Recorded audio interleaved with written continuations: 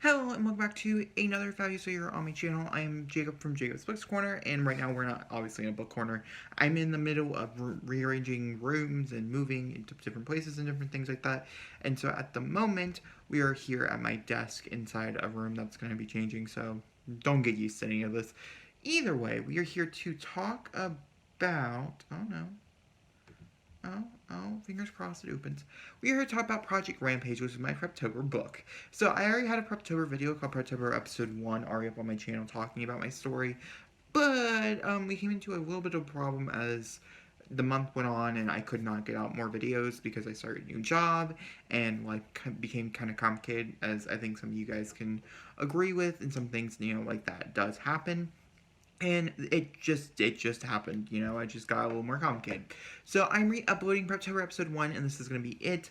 I will have a few more episodes. There's not going to be as many, but this one is going to talk in depth about my project. The next one is going to be tips for pantsers, as I think it's necessary. And then we're going to get into some Scrivener stuff in case you're the first person to ever use Scrivener. I wanted to show you guys some cool ways, and then outlining ways as well is the plan for the series. This year, hopefully next year, we can have something a little more elaborate, something a little longer as originally planned. But I think for this, time around, it's all good. I am working on a story called Project Rampage. Going forward for NaNo. That's how I'll be dedicating the story to it.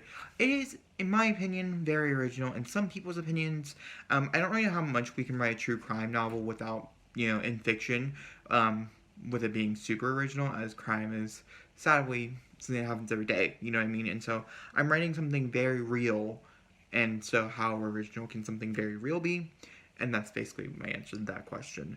The synopsis, in which I'm supposed to have one by now, because it's October 16th. I think we're officially on the 16th. Yes. And I don't have a synopsis. My only thing I can tell you right now for Preptober is that I'm in the middle of prepping the story. What is the story I can tell you is a story about a boy who has a very bad home life, who ends up cracking and ends up doing something horrible to his parents and having to go on a run, and he meets another boy who also is kind of in trouble, and they go on this other run together that corresponds over 12 years.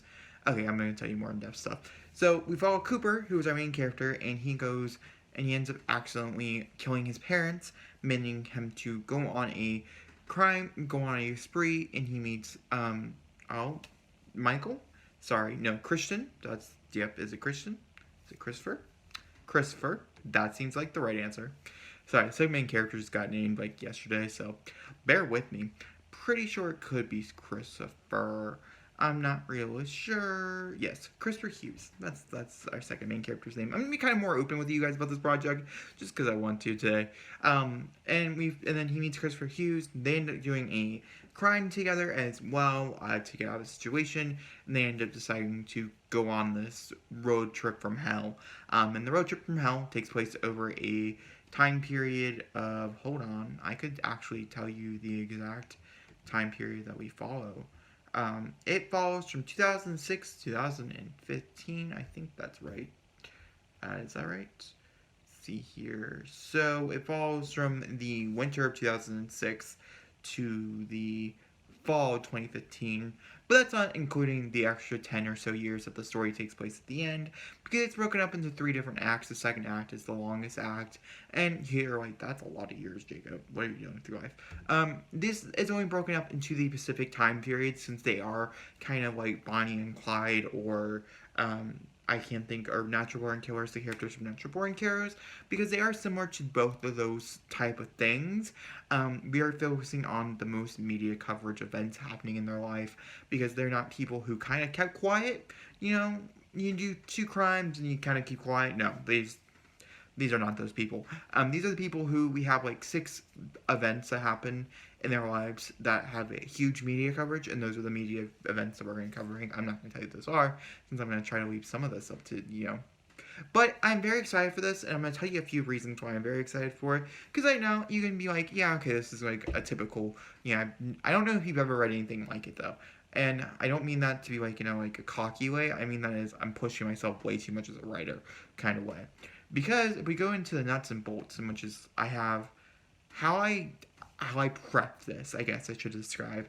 This video is going to be kind of mumbly, I'm sorry. The first time I prepped it is I had an idea, which was like a Bonnie and Clyde, Natural Born Killers kind of thing.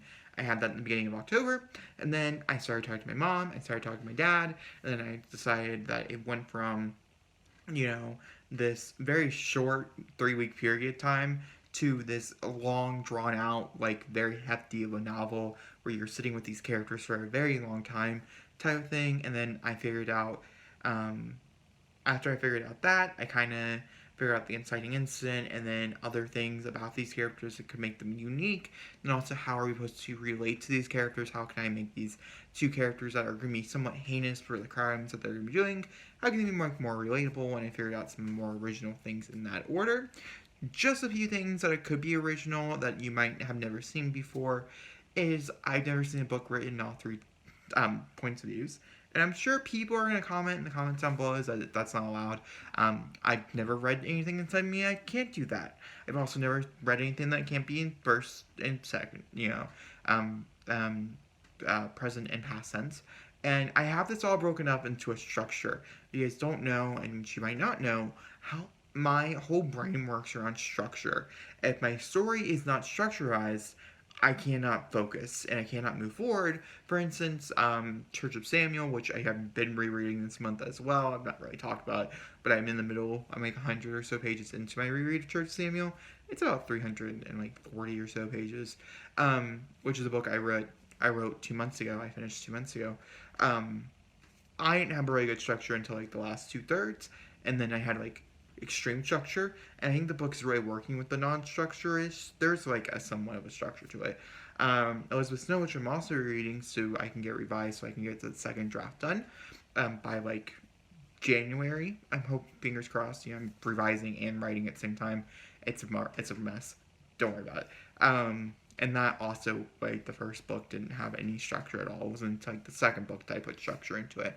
Either way, not the important part here. My life revolves around structure. I like to think so, at least. Not normally, but in a sensible way, I like to think so.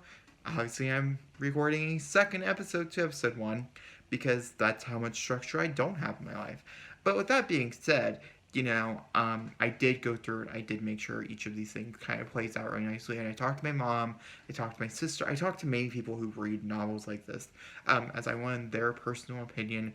Not to make it seem like I didn't want to, like, my contemporary project, I was reading so many articles and so many different things to try to make it not seem so tropey and to make you, as a reader, not seem so annoyed with my writing. Is it too much insta-love? Is it what it is? How many boxes am I checking? And you also, as a writer, there's certain tropes and stuff that I personally really enjoy that I was like, okay, I need to hit those marks as well because I like that trope. I enjoy that.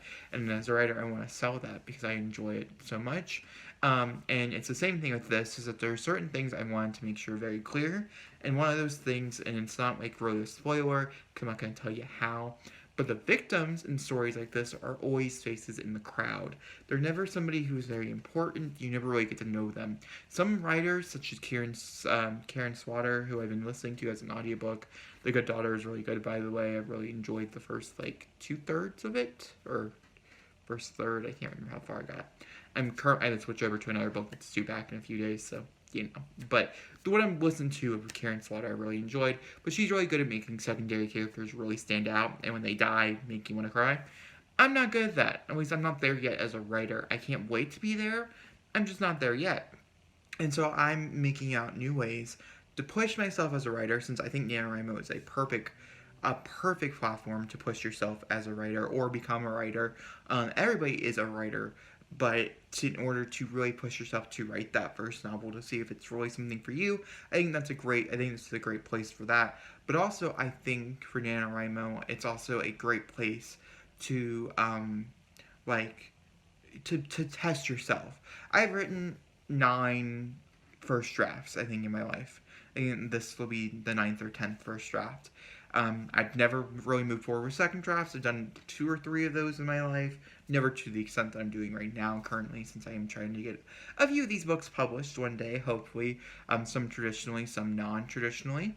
And I have used NaNoWriMo for several different reasons, such as finishing a series, or finishing a revision. I've also used it for fun projects like this.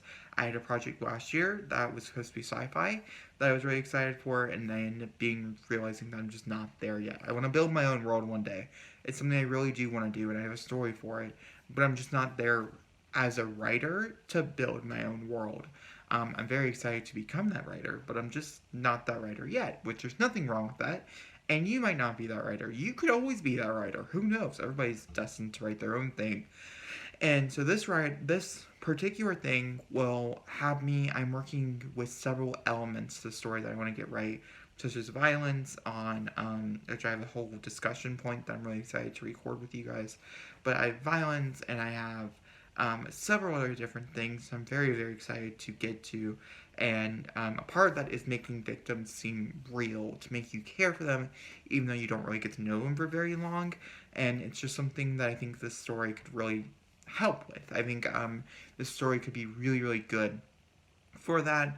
And I'm doing different things. I'm outlining it to make it seem more real. Currently, I'm in the middle of chapter outlining, and then I'm going to go into scene outlining is how I'm doing this. I wasn't really sure which way I did it. I did the timeline first, so that's good. And this is a very easy timeline. It's not something I can really mess up.